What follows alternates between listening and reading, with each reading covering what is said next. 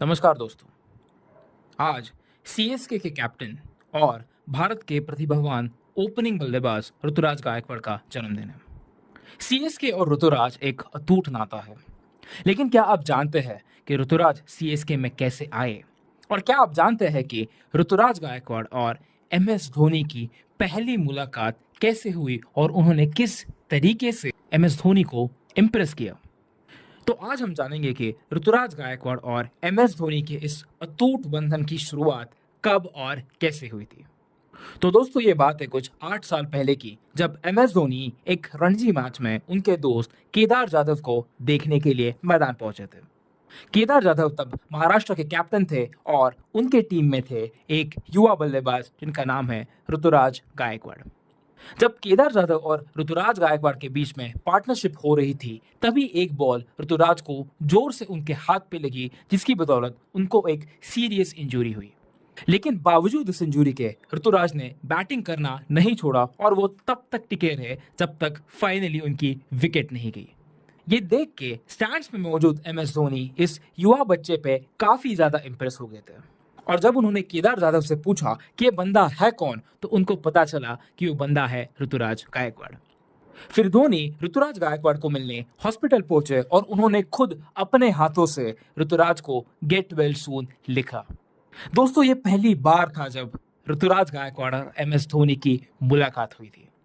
लेकिन उस वक्त किसी को इस बात का अंदाजा भी नहीं था कि वही ऋतुराज गायकवाड़ आगे जाके एमएस धोनी की लेगेसी को कैरी फॉरवर्ड करेंगे।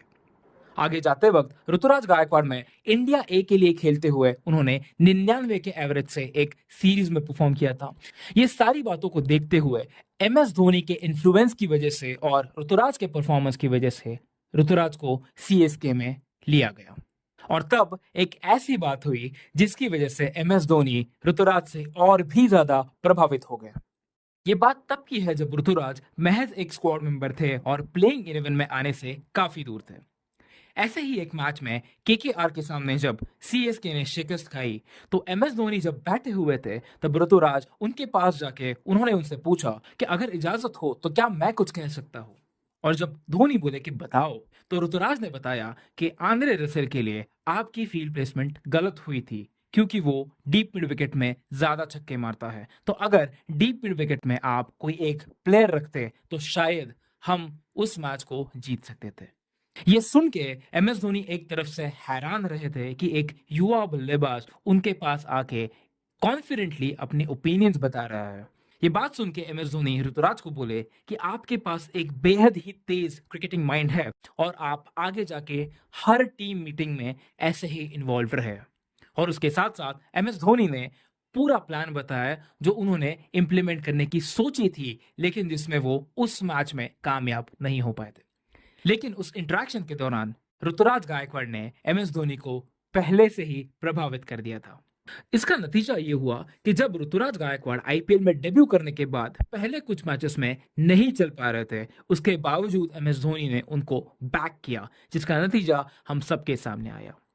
उन्होंने लगातार 350 लगाई ही लगाई, लेकिन उसके अगले ही सीजन में ऋतुराज गायकवाड़ आईपीएल के ऑरेंज कैप होल्डर भी बने।